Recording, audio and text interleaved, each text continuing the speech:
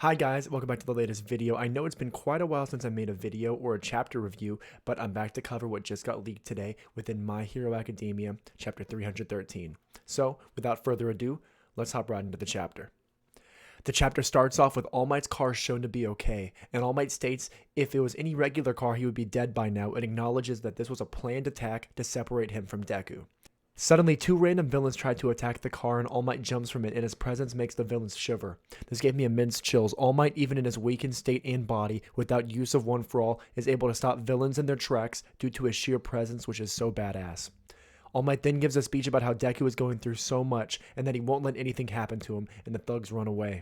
Toshinori has really come into his own and becoming the father figure Deku has always needed, and I'm really happy to see that.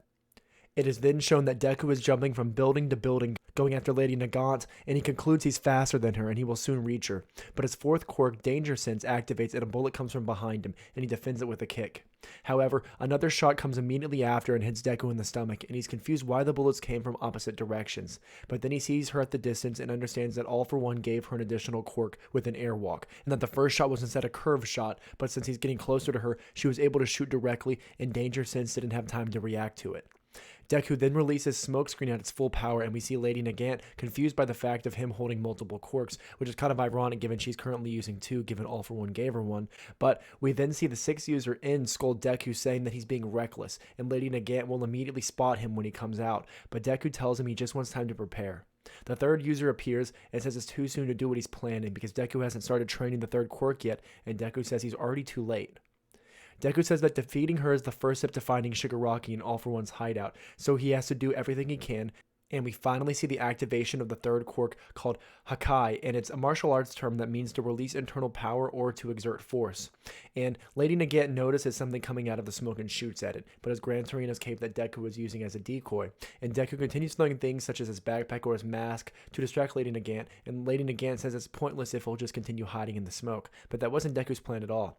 Deku instead used the smoke to get inside the building and then jump all the way up while destroying the rooftop and catching Lady Nagant by the arm.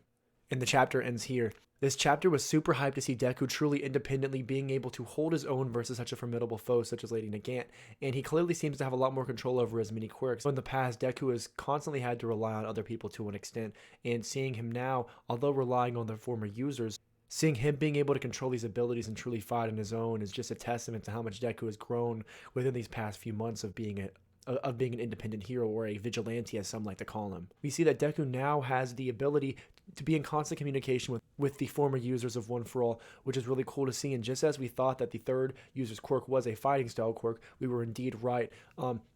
This was initially based on the fact that all of these others One for All users, such as in the sixth user or the fourth user within the ability Danger Sense, are more support quirks, and they're not as combat oriented as you think you would need to defeat All for One whenever the full realization of all these abilities are together.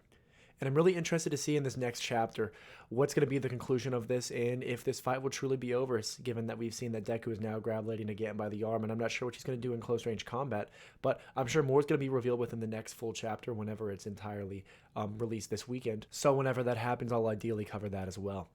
Guys, I've missed making videos, so I'm really glad to be back. So if you enjoyed this video, please don't forget to like, comment, and subscribe. And as always, I'll see you all next time.